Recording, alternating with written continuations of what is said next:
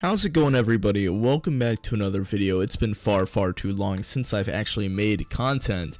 I think my last video was April 29th and it's now May 23rd. I had some finals going on, and as you can see, I'm no longer at my apartment. I'm back in the house that I grew up in, and that's just because I finished my semester at college. So now I do have some free time. Woo, more content. So just to jump right into it, we're going to be doing a demo review today for the user Haluna. He is a level 8 on Faceit, and I selected an Inferno game, in which he went 11-22. They ended up losing 11-16 if I'm not mistaken, but he did have a teammate that went 27-16, so the other team wasn't just like god aimers. He was bad at positioning. So here, let me move myself. That's not me. Where's me? There's me. Let me move myself down here so you guys can see the screen a bit better. I'm gonna be using Oasis for this. It is a free service for your first like 7 or 14 days, something like that, and then it becomes paid. And if you use offer code HardFluff25, you do get 25% off your first month. But I don't get any sort of cut of that, so don't fucking worry.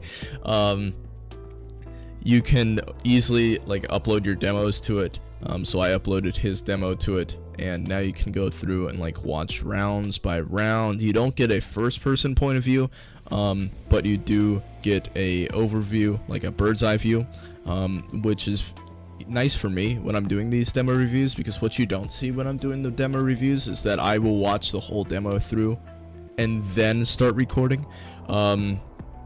So this just cuts down on that time for me. I can more easily like see positioning fuck ups and places where he made mistakes. So I'm gonna jump right into it. I'm gonna go through, do some of this, highlight some stuff, and we'll get out of here pretty quick today, guys. So one thing that I do like, and this is just an overall kind of thing, nothing to do with him in specific, and you don't see this in lower level games, is the communication and rotation. So this is pistol round. You have the T's, they're gonna do a 5-man banana push. The CTs put 3 towards B, but what we're looking at right here is how the A players immediately rotate over and gain the map control that has been given up by the T's. So both of them peek down mid, they see some T's cross into banana. Our boy Haluna immediately gets into apps, gets some control, peeks down into alt mid. By this point, the B players know that it's like a pretty hard banana hit, and considering it's pistol, it's probably not going to be a fake, and considering there's nobody in alt mid, it's most likely not going to be a fake.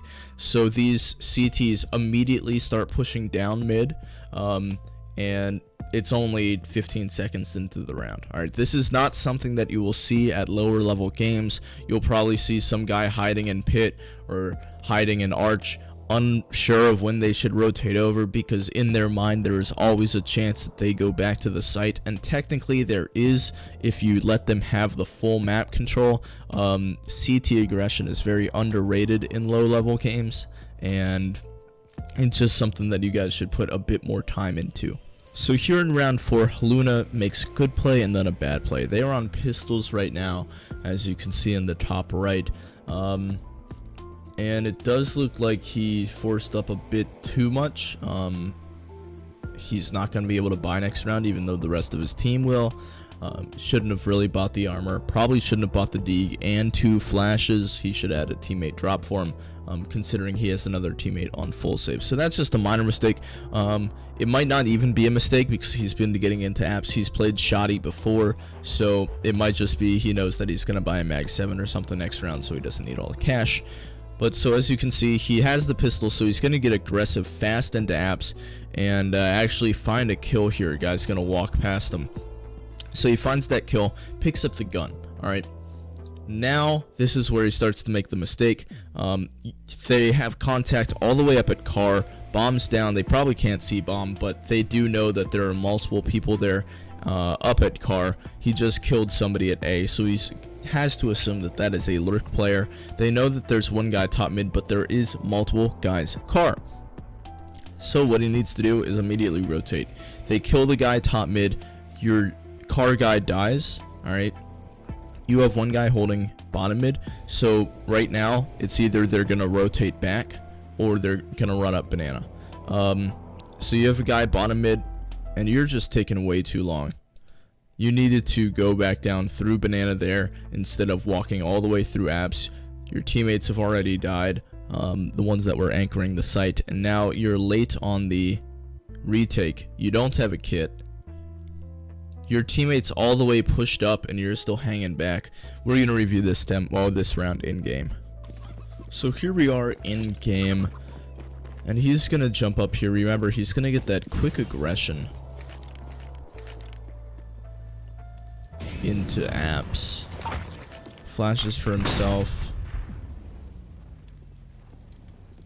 He finds this quick kill. So now he's waiting, his teammates are already rotating. He needs to jump through mid there instead of crossing like this. And what I'm excited to see is why he just sits back here. So yes, there's a molly. There's a smoke though as well. AK in front of him, he picks up the AK. Alright, so he could save the AK here. That is the actual good idea. See, that's not something that you can see from the bird's eye view, is that he's just trying to save here, play some exits. That makes sense. His teammate did kind of push up without considering that his other teammates weren't next to him. So he's getting a bit nervous here. He's a tad shaky. So right before that, let me go back just a bit. This has to do with crosshair placement. He's about to peek into this angle, and you know that because he moves his crosshair from actually holding the left side of the angle to on the wall. He moves it towards the wall so he can swing out and his crosshair is perfectly placed. That's something you have to get out of the habit of doing. You need to just move your crosshair as you move instead of placing it on the wall before you peek. So let's zoom it up a bit. So he's going to place it on the wall and then he's going to try to swing. See? That little last second, you can't be doing that. You need to make sure that your crosshair is always where the enemies could be and not on the walls. So at this point, our boy Haluna is 4-8, but the rest of his team's also doing pretty shit. So he's going to pick up the op armor, 2 flashes, and he's going to dry peek mid. He got an okay spawn, but he's going to hold this angle. He gets full blind. When you get full blind, especially looking down T mid on Inferno, you're gonna want to fall off that shit. All right. It's different for different spots. Sometimes you want to take the timing shot, knowing that they're gonna be running out with the flash. But for a spot like this on Inferno, where you're completely open to anything that happens, they have a very easy shot on you. It's not super far distance, so they can still easily get the headshot. You're gonna want to fall off it if you're flashed, or you could use your flashes, delay your peek, flash over, and then peek into them. See if you can blind them, because you just get destroyed because you flashed and you didn't fall off. So here we are in round 24. They're going to actually force up. Our boy Haluna's at 11 and 18 right now, so he's not having the best game. But so he's gonna actually help assist for this first kill. So the T's are now up 5-4 in terms of manpower. And when you do this as a terrorist team, especially if you don't have the best weaponry, one of his teammates has a P250 no armor, 2 of them have Deeg's armor, and then 2 have AK armor. If you have a buy like this, and you only have 1 smoke across the board, alright, you're going to want to immediately slow down after you get this opening pick, and then hit a site altogether. You wait for the CTs to either split up 2-2, or on a map like Inferno, they might split up 1-3, play 1 on B, 3 on A, or just have 1 B, 1 CT, 2 on A, just have the rotator guy in there. But you're going to want to slow down and just hit something altogether. But instead, our boy Haluna, maybe it's because he's frustrated because he's not performing well this match, he immediately runs out and even ups the board. So as you can see, he's going for the gun. He doesn't toss it to his teammate who has P250. He doesn't even use the gun. The hell was that? Nobody is around you where they can trade you. Your closest teammate is halfway up mid. He's not even close to top mid. You have a teammate in apps that was just now clearing apps. You had no reason to do that, and now it's a 4v4, and I'm pretty sure your team actually loses this round because of that. Yeah.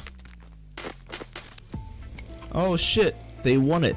They clutched it out. You're lucky. So here we have it, the last round of the game. Spoiler alert, they lose this round, but they go for their last little force buy. Haluna buys the scout, which he has bought previously in this game, and he hasn't really done anything with it. But so he actually runs back here in a second to grab something. He runs back over here, just I don't know what for. And then he walks back, and 2 of his teammates are dead. I don't know. It's at some point it's not that you did anything wrong, but it's that your teammates just aren't playing the team game. You have to understand that if you're like, alright, so if you're doing really bad in a match or your team, there's just something not clicking, you gotta understand that that's okay. Alright, you gotta accept that that sometimes happens. It's unrealistic to assume that if you're solo queuing, the 4 other solo queue teammates you're gonna have are all going to mesh together properly. All of their styles are going to balance each other out. It's unrealistic to assume that, and rarely do you actually have a perfectly balanced team. Most of the time you just have a team that's more balanced than the other team. So, I mean, sometimes it happens. Sometimes it's, 15 seconds into the round and the, it's already a 3v5. But that's not to say that you guys didn't give up some easy situations. It's 11-15. Probably could have been 15-11 if you guys played a bit more together in your favor. But, like, honestly, at this point, you're not really doing anything. I don't think once on T side you actually tried to find the opening pick. I hope you weren't surprised as well that there was a guy T ramp right there, considering you both ran away after you guys died banana. So, no, it's just small little things. You have to play a bit more aggressive. You have to understand what's not working in situations. And in this situation, this case, your T side kind of staying back and trying to trade was not working. Yes, your team did call aggressive strats. The round prior, they had a full rush mid, but our boy Haluna kind of stayed back a bit and tried to shoot some guy from bedroom and died while the rest of his teammates were running up porch. So you have to understand that just because the strat is aggressive doesn't mean that it makes you aggressive.